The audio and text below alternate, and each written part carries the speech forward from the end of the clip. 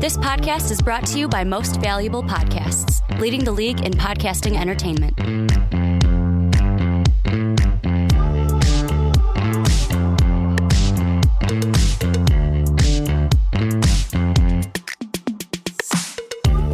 What's up, real MVPs? Ricky Whitmer here, and welcome in to another episode of the Draft Room. I'm here with my co-host, JD, the Don of MVP. JD, how we doing today?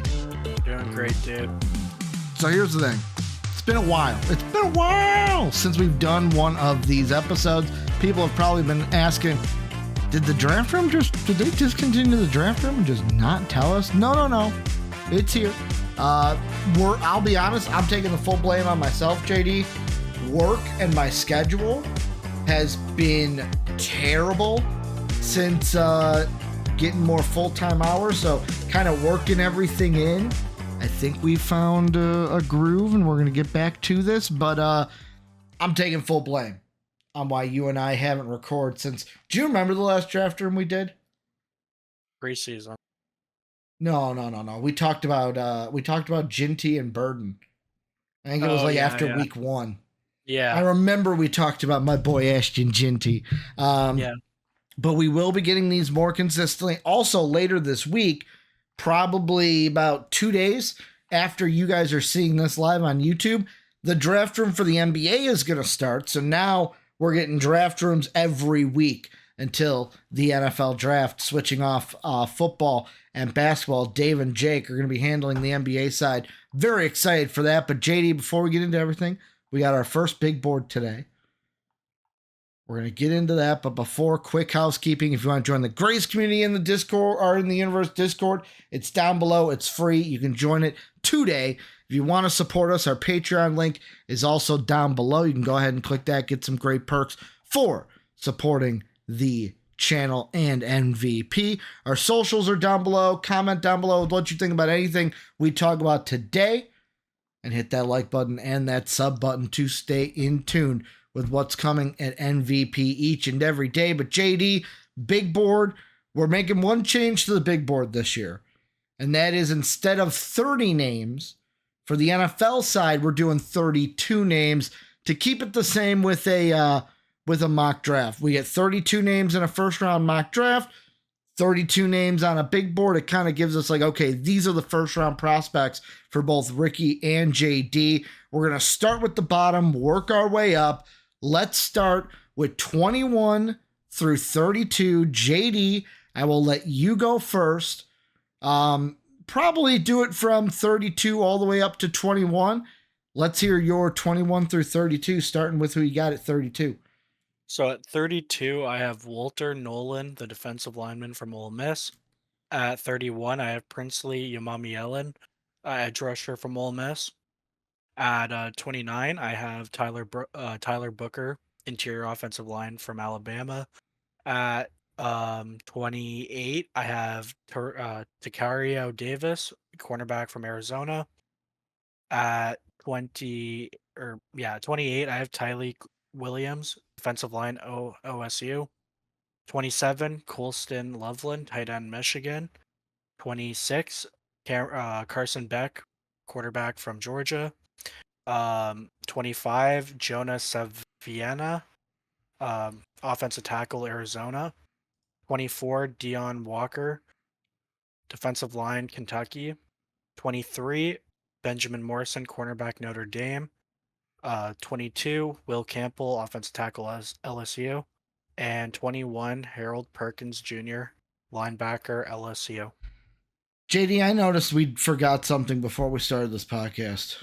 What? Ricky did not do his double checking of names, so these are about to get interesting, folks, with how I pronounce some of these names, because usually I double check myself before I wreck myself.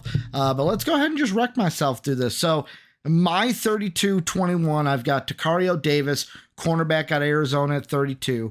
I got Carson Beck, quarterback out of Georgia at 31. Jalen Milroe, quarterback out of Bama at 30. I got Shavon Revel Jr., cornerback out of East Carolina at 29. I got Jonah, Savania? I think it's Savania, At the interior lineman tackle, can play both offensive linemen from Arizona. I got Jack Sawyer, the edge rusher from Ohio State. I've got Tyleek Williams, the D lineman from Ohio State. I've got Harold Perkins Jr., linebacker edge rusher from LSU. Denzel Burke, the cornerback from the Ohio State University. I got Ariante Ursay? Ursay?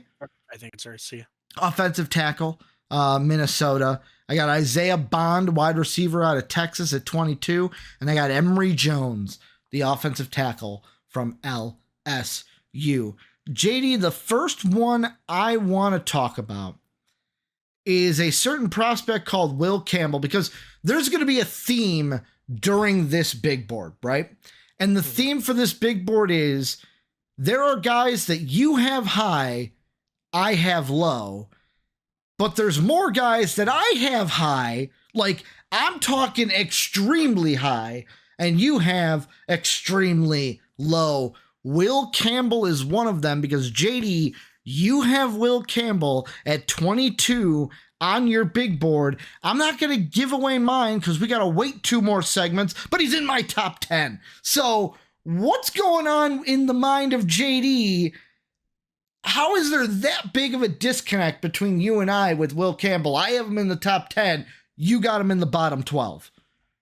Well, I'm gonna start off by saying I'm gonna pull back the curtain a little bit. Mhm. We had actually done a big board Yes. for preseason. We just never got around to doing it. Like Ricky said, our schedules kind of made that happen. Mhm. But I had Will Campbell in my top 10.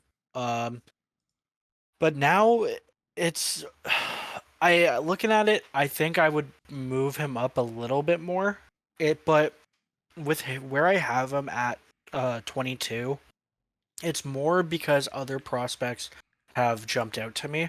Mhm. So with Will Campbell, from what I've seen so far this year, I was hoping coming into the year he would have better footwork. Mhm. I feel like his footwork has been pretty sloppy when I've been watching LSU play. And honestly, I feel like putting him here at 22, you'll see I have other offensive tackles ahead of him, but it isn't so much that he's significantly worse Mhm. than the other offensive tackles, but even like right now, I feel like he's still pretty raw. If for a team that drafts him up until this point, I don't think he's going to be a day 1 starter, but I think I think he's gonna be more of a project just because he hasn't improved from his sophomore season. And honestly, he's a junior right now. It wouldn't shock me if he goes back to LSU for another year. Now, here's the one thing that I just have a question about is, so do you, in your mind, when you rank these guys, do you knock them if you think they're going to come back another year? Because I don't do that. It's like, for me, it's, yeah, if you come back, you could get higher in your ranking, you can get better. But like, for me, I look at it and it goes, is he the perfect offensive tackle? No. But I'm going to be honest, I don't think there's any offensive tackle in this class that I see as perfect right now. Like, there's no Olafashanu in this draft class to me. No, am I wrong for thinking that? There's no like top tackle that's like, yes, he is the guy. Like, Will Campbell is the OT1 for me right now, but I'll be honest, I have him and Banks Jr. from Texas like this when it comes to OT1, OT2. Like, they are really, really close, almost touching when it comes to that. Like, it could flip tomorrow or next week. But it's just like, I look at Will Campbell. I look at also the NFL. How many tackles you say, okay, not a day 1 starter. How many tackles were drafted last year and are starting day 1 in the NFL? You had Latham. Mm-hmm. Joe Alt. Joe Alt. Mims would have started if he wasn't hurt. Mm-hmm. So that's 3, and I'm sure we're missing. I think because Olu was not starting right away no, but that for the was a Jets. travesty. That was that was JD, that was a travesty. yeah. God had to come in and right that wrong by injuring their left tackle so that Yeah. Olu could finally get in the game.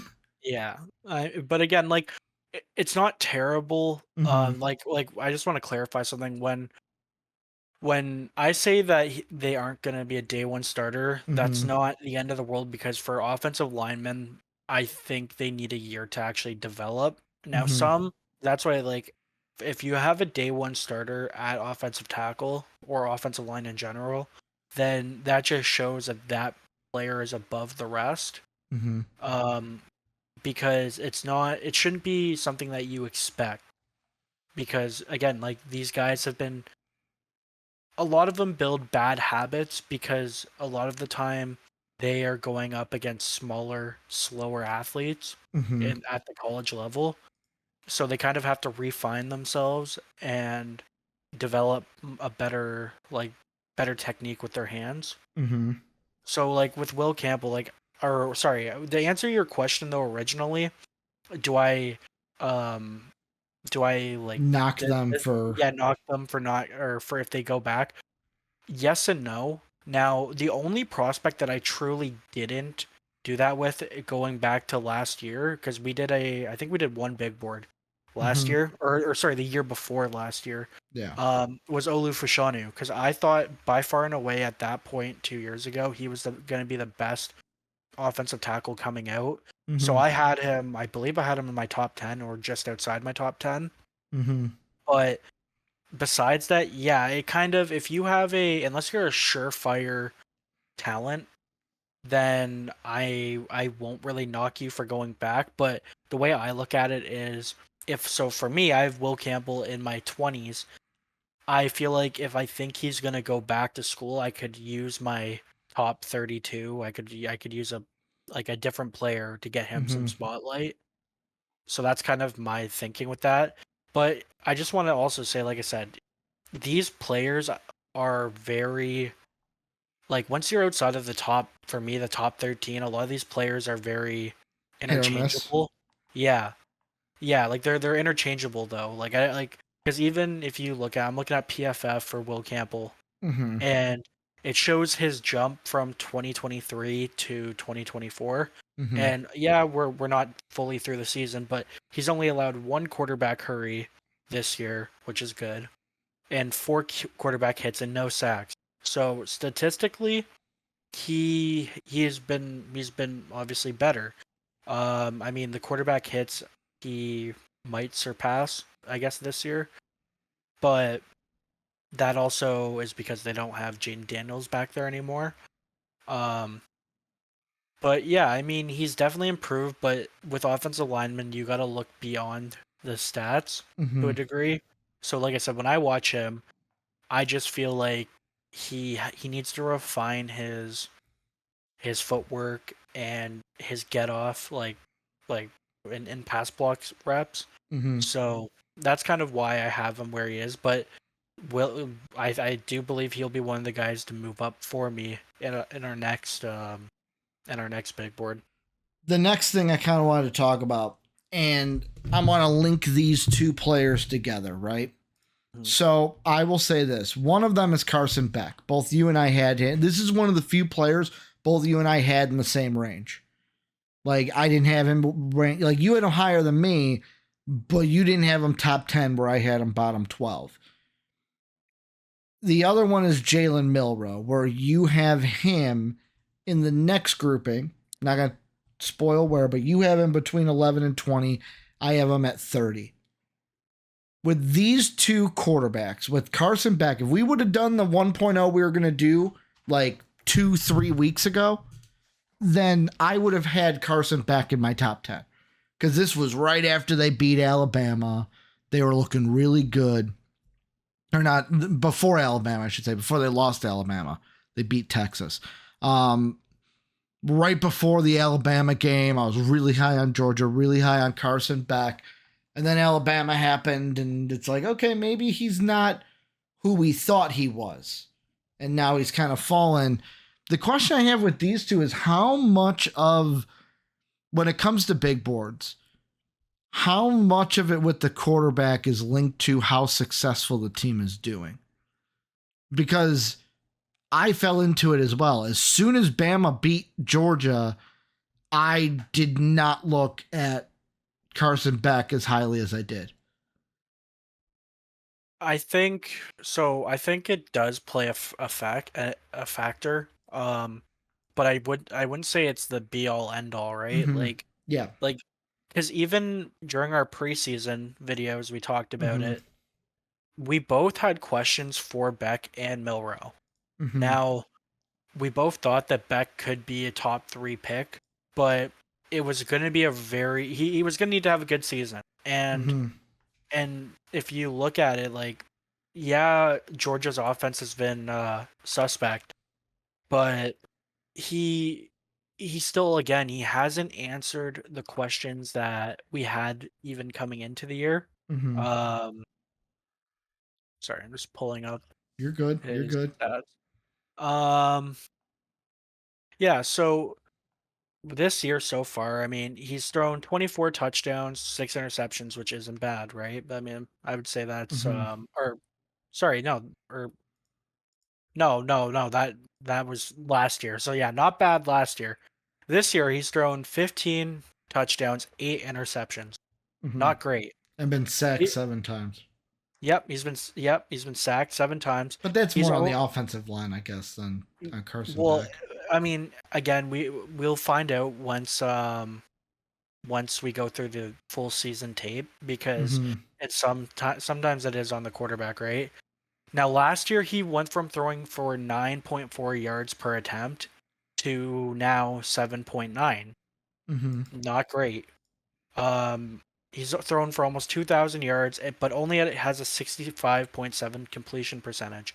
Now, you can make the argument he lost some. He doesn't have really any great receivers or top receivers. He loses Brock Bowers and Lad McConkey, two very important pieces. But like I always say with quarterbacks, the great quarterbacks make their players around them better, right? So he hasn't been that impressive this year, and I've been quite disappointed. Maybe I have him too low. If we look back If on you it, have him too low, I have him criminally low. well, yeah, which that might just be the case, right? Because you and I think there is a little bit of biasy that comes to it, because we both weren't the highest on him to begin with. So now it's like he hasn't had this incredible season. So it's like, okay, well, he is who we thought he was. Let's just drop him down here. But yeah, I mean, quickly, like since I don't even have him on my big board. Spoiler alert. Quinn Ewers. Now I don't have him on my big board either. No, and you weren't ever high on him, and quite frankly, we are recording this after Georgia stomped Texas. I'm gonna say this as well. I'm gonna cut you off real quick. Yeah. This is why I don't have Quinn Ewers on my big board. You ready? He shouldn't even be the starter. He got injured. The job got taken away from him.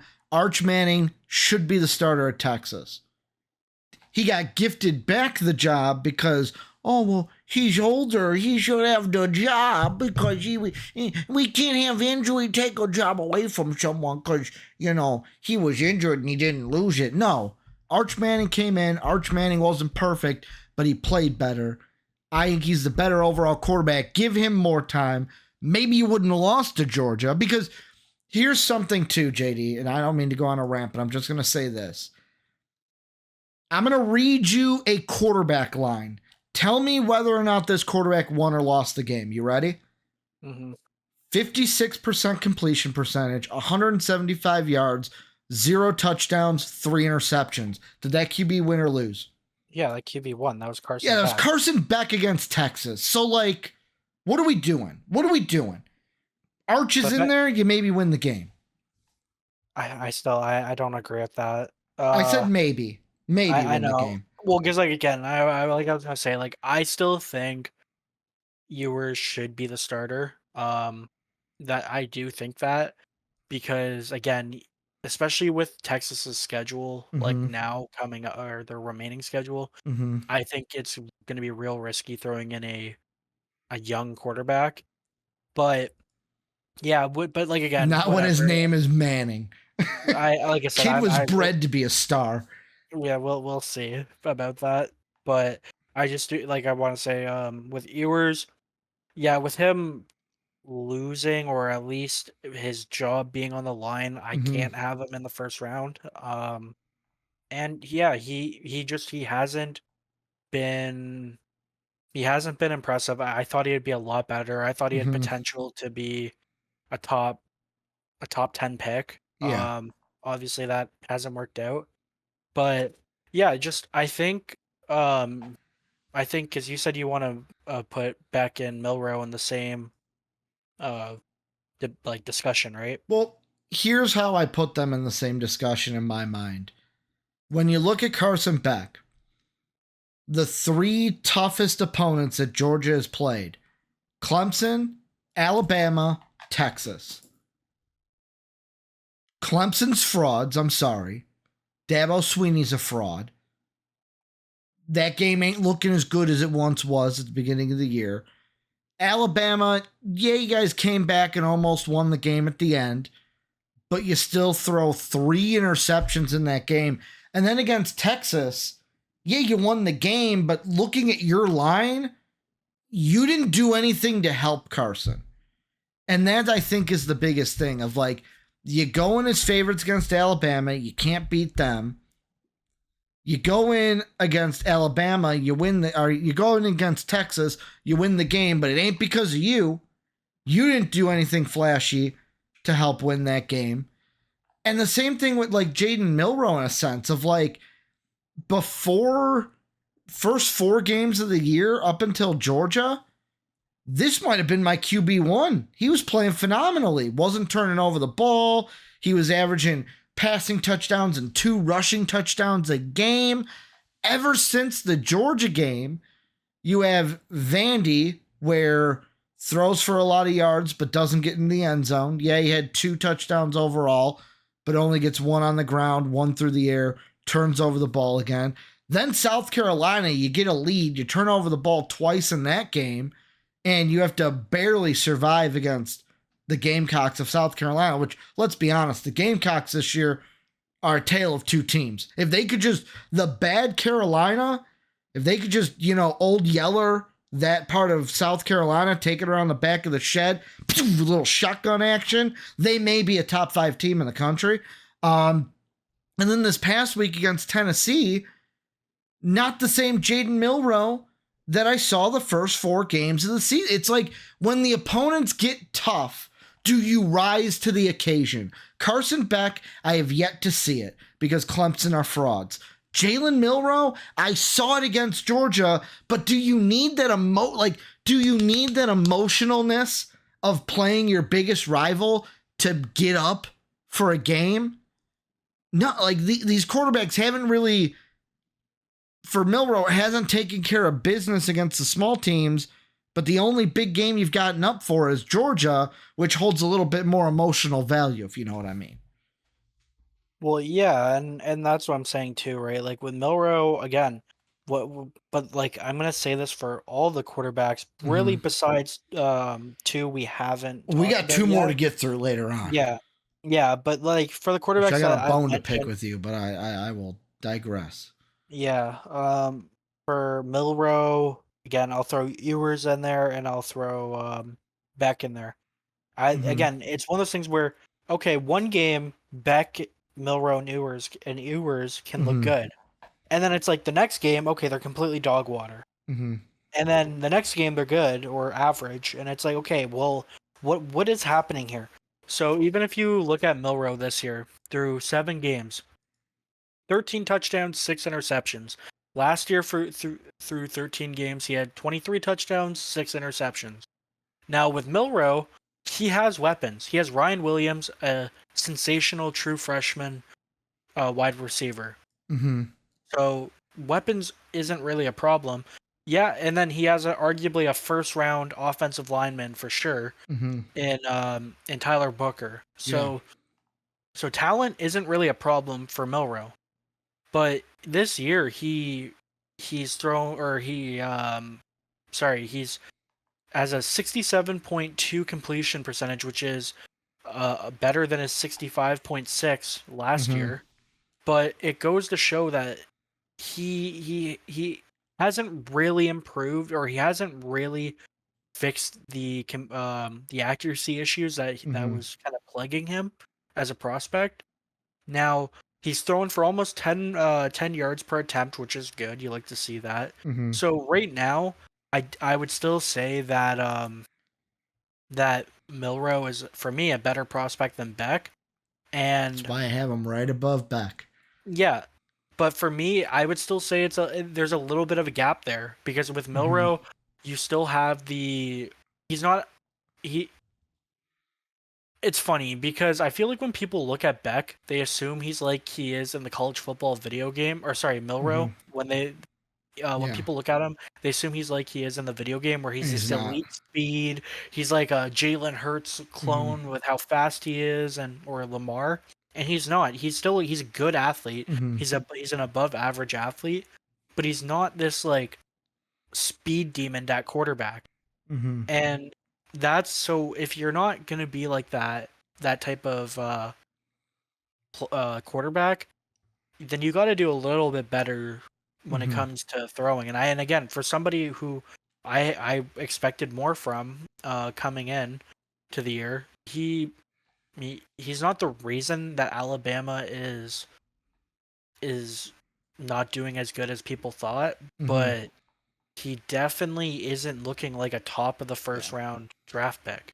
Well, and the last thing I'll say about Milroe, it comes to me of like, if this was right after the Georgia game, he'd be top 20 to me.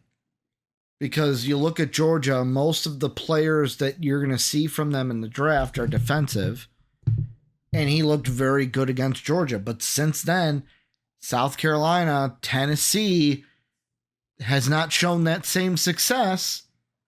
And kind of rubbed me the wrong way of like, oh, wait, so what was it with the Georgia game? And the only thing I can put my finger on is the emotional aspect of it, of, hey, we're playing Georgia. This is our biggest rival in the SEC in the last few years, because it's always been Alabama and Georgia at the top. Kirby Smart, also this year you had the added input of like, oh, everyone's doubting Alabama because they don't have Nick Saban anymore.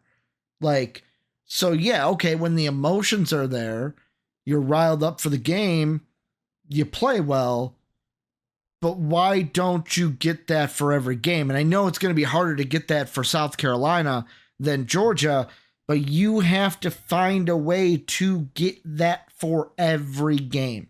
You can't take a game. You can't take an opponent lightly, and that's where both these guys, I'm kind of like, might not even be first round talent. They'll probably like Milroe. I could see a Lamar Jackson situation. Like maybe a team trades up to like 32 just to get that extra year on him. But other than that, I mean, the talent is there. I still think they're right there at the end of the first round in talent. But if this was a mock draft, they would not be in my top 32. JD, any player or anything you want to mention in 21 through 32 that we did not talk about, that you want to give them some love or some hate or whatever?